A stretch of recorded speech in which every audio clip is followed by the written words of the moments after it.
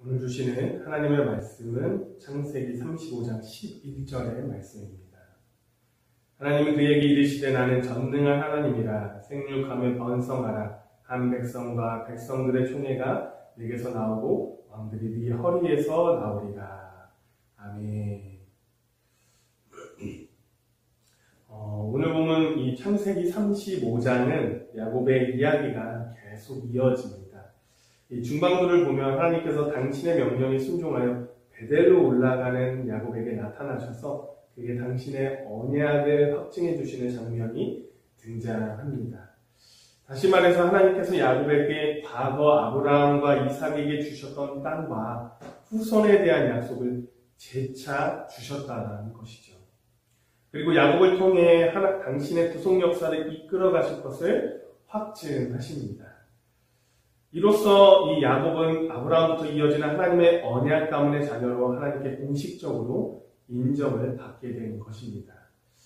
중요한 것은 그의 후손으로 큰 민족을 이루게 되는데 그의 이름으로 만들어진 이스라엘 민족이 하나님의 선택받은 백성이라는 영광스러운 신분을 획득하게 됩니다.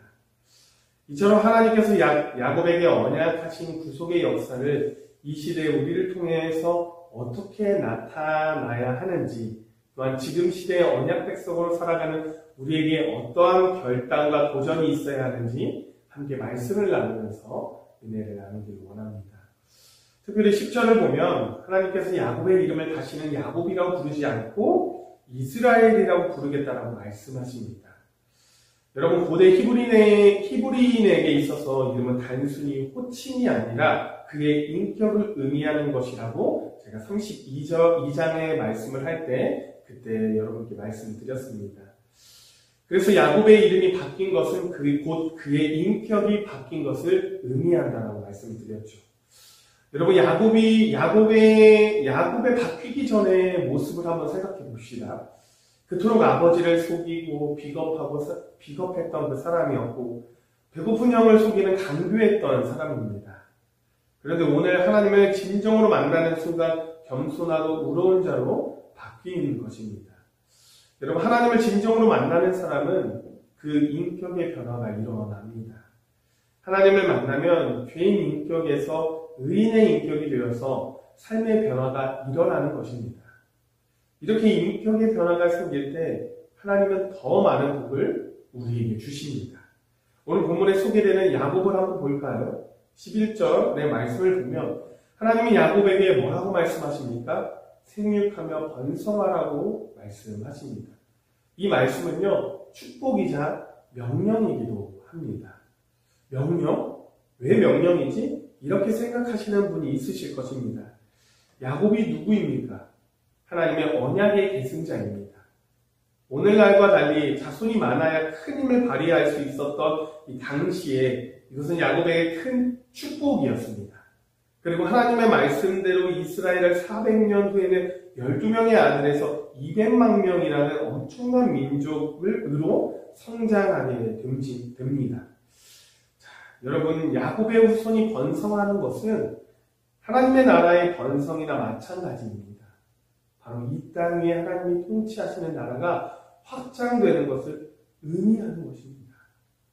그래서 이러한 이유로 하나님께서 야곱에게 생육하고 번성하라고 말씀하신 것은 축복이자 동시에 명령인 것입니다.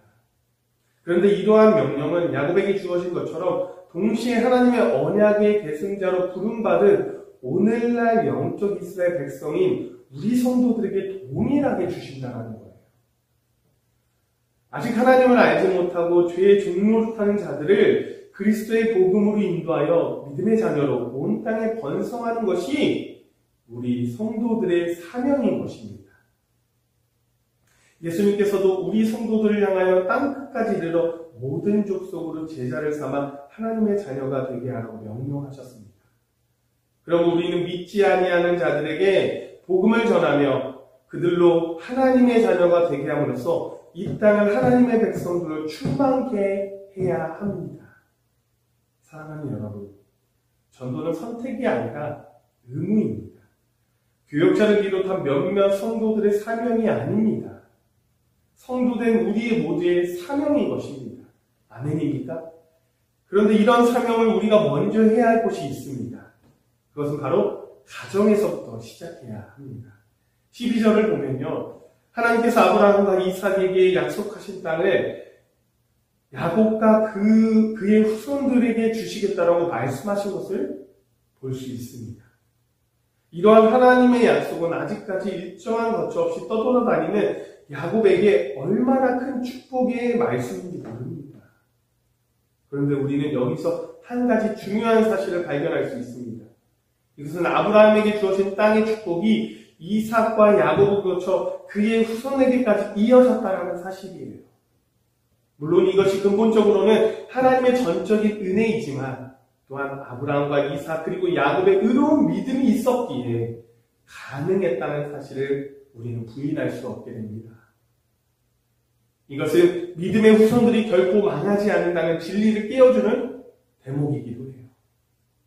하나님께서는 당신을 사랑하는 자를 천대까지 은혜를 베푸신다고 약속하셨어요. 그런데 어리석은 사람들은 자녀에게 많은 재산들을 물려주기 위해 수단과 방법을 가리지 않습니다. 부정한 방법으로 또는 남을 속이거나 남의 것을 빼앗는 경우도 있어요. 그리고 하나님께 바쳐야 할 11조와 헌금을 가로채기도 합니다. 과연 이렇게 모은 재산이 자녀에게 행복과 풍요로움을 보장해 줄 수 있을까요? 저는 절대로 아니라고 생각합니다. 오히려 하나님께서 당신을 멸하시는 자의 3, 4대 자손까지 미워하시고 징벌을 내리실 것입니다.